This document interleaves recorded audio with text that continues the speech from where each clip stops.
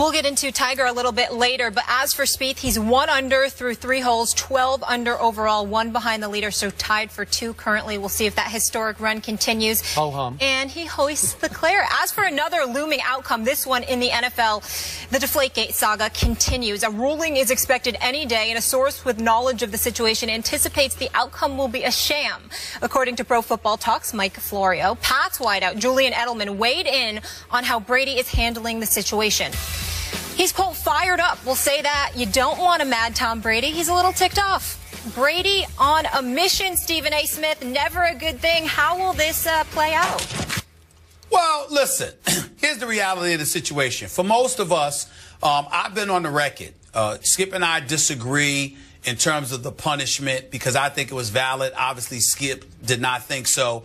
And obviously, he's hell-bent on this notion that Tom Brady is going to fight to the death.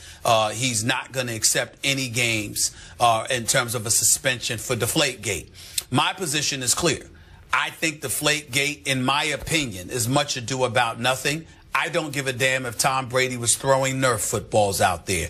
It didn't stop the Patriots' greatness. It didn't stop him from ramrodding the Indianapolis Colts in that AFC Championship game, outscoring them 28-0 in the second half. It didn't stop any of that from transpiring. So the greatness of Tom Brady is not to be brought into question. But that's from little old me, who did not play in the National Football League. When you talk to players present and former who go against the New England Patriots or have gone against the New England Patriots, and I have spoken to many of them, they feel emphatically different about it. They feel that he tried to gain a competitive advantage. They thought that he was relatively unfair, and that they were all happy that the NFL has been willing to bring attention to his apparent transgression. But in the end, I was glad because on Mad Dog Sports Radio, where I have my show every weekday from 1 to 3 p.m. Eastern Standard Time, Jamie Dukes, you know, for the NFL Network, former NFL player, friend of mine, great guy, by the way. Your former colleague, colleague at the NFL Network as well, Molly. Jamie pointed out on SiriusXM this weekend, he kept reminding us, and I'm going to echo his sentiments, Tom Brady wasn't suspended for, deflated footballs. Tom Brady was deflated for not cooperating with the NFL in the NFL's eyes, according to Troy Vincent, according to Commissioner Goodell. So as a result of that, the chances of Tom Brady having a suspension completely eradicated, to me, is slim to none. Can I see a reduction from 4 games to 2 games? Yes, I can. Skip Bayless, I was on the record on my radio show saying that even though one has absolutely positively nothing to do with the other, and there are others who would make the argument about the integrity of the game and all of this other stuff, you cannot have Tom Brady serving the same amount of suspension time as Greg Hardy. Because even though one has nothing to do with the other, because the suspensions in terms of the time allotted would be equal, both of them having 4 games, you can't do that to Tom Brady. You have to reduce that suspension. But outside of that, as long as the NFL maintains consistency, that he was primarily suspended because we had an investigation and we don't believe he was cooperative, and that is not a game that we are playing, I don't think that you get the 4-game suspension completely omitted and eradicated. I think it gets diminished to 2 games, but I think that that's about it. And they're going to lean on the fact that he was uncooperative, which is what I believe the player was alluding to when they said that it would be a sham, because the league is going to lean on his uncooperative ways as justification. And I don't think Tom Brady can fight that. You keep harping on he wasn't cooperative. Could you please? They said that. Yeah, they said that, but you're hanging on to that. Yes, I am. I want to define. Ultimately, I hope this does go to court and we get to define what uncooperative was, because Tom Brady's going to speak out on this. He's holding his tongue until it really counts in a court of law, although he did go through the appeals process. Again, source I think close to him is saying it was a sham process. But to me, if you're innocent, cooperating doesn't mean saying, yeah, you got me on that, and you got me on that, and yeah, you got me on that. I just think he sat there and said, I didn't do it. I didn't do anything that you said that I did, that this report found that I did. So if that's uncooperative, I'm okay with that. And I'm going to stand by what I have told you from day one of this. And I'm not saying I told you so, but he's going to fight this to the legal death. That's where this is heading. And I think I was a little ahead of the curve saying that on this show. And in the end, I do believe it could have been a shrewd move. Maybe it'll prove to be a shrewd move by a commissioner who is under fire for the way he did or didn't handle the Ray Rice situation and many domestic violence situations before Ray Rice. I think he chose as his target to sort of reassert his authority and his power, his strength, the golden boy, Tom Brady, clean as a whistle to date, and said, hey, I'm going to take him on and I'm going to, quote unquote, take him down on Deflategate just to show I'm still in charge, and I'm going to reassert my position, which a lot of people were wondering about his position. I wondered about his position. Should he continue as the commissioner? Well, he chose, I think, the wrong guy to pick a fight with. You said Brady should have stood up and spoken out publicly from the first. He did not do that. You held that against him all along. He didn't take his opportunity, obviously, when he did his speaking engagement. Where was it? Salem State or whatever? Salem? Or whatever Salem State says, yeah, Massachusetts with Jim Gray. Yes. Yeah. And he didn't take his opportunity even before the Super Bowl to stand up and say, no, I didn't do it.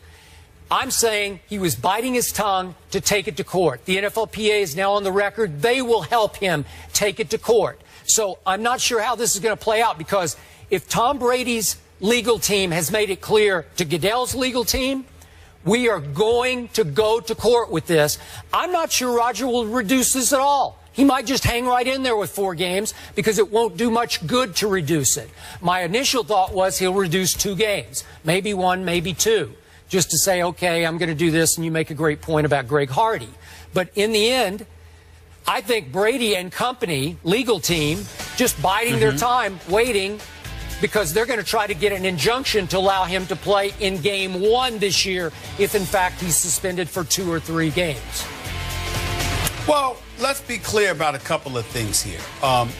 You need to be clear about what do you mean fight to the death, because we all know that Tom Brady is going to fight. We all know that he's not going to be satisfied unless all 4 games are eradicated and he doesn't get to miss a game this season. We understand that.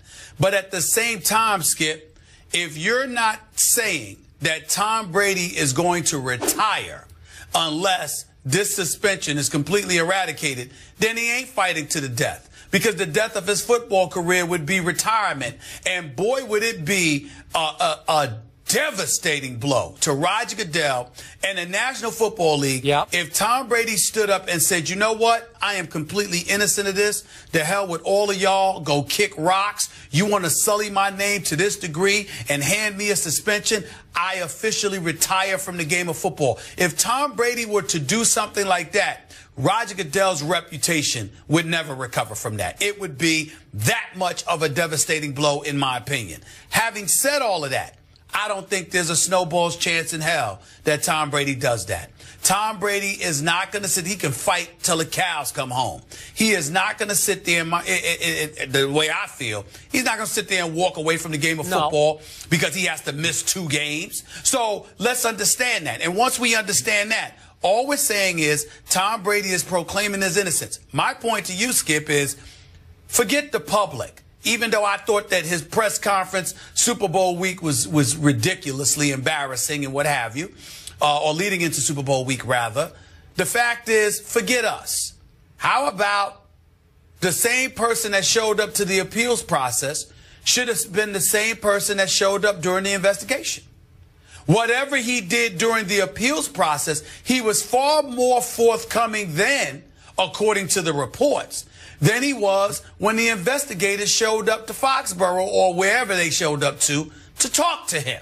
Ted Wells opined about that, as well as Troy Vincent.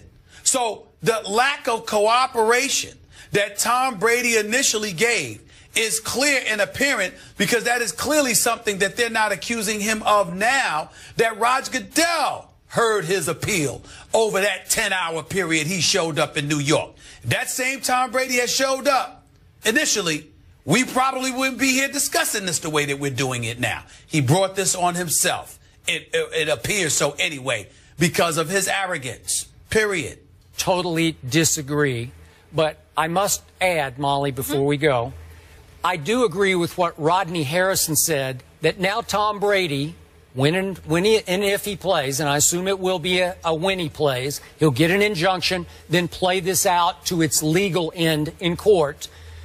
I believe he will be on a vendetta of a mission this year to get even with the National Football League. Here come the Patriots. You know why that means absolutely nothing? Y'all act like this dude is some scrub or some great player on a scrub team, and then all of a sudden he's going to show up with a vengeance. He's the reigning defending Super Bowl champion. What's he going to do? What's he going to do that he hasn't done? He's throwing for 4,000 yards. He's throwing touchdowns. He's winning Super Bowls. He's winning Super Bowl MVPs. What exactly is there to fear that he hasn't shown you already? I mean, come on. That's like exactly somebody that's a lot of people think he going to win more? Yeah, a lot of people think the Patriots are in trouble without Revis and Browner. Who's going to play quarterback? But they're not questioning the greatness of Tom Brady. We know what he's going to do. So that's like a knockout artist, and you going in the ring with him. Oh, he's going to knock you out now. Well, what the hell was he coming to do to begin with? If he's a knockout artist, it's what he does. Tom Brady is a Super Bowl champion. He's Super Bowl MVP. Wait, okay? What's he going to do? Are you picking the Patriots right now to win it all this year? No. There you go. No.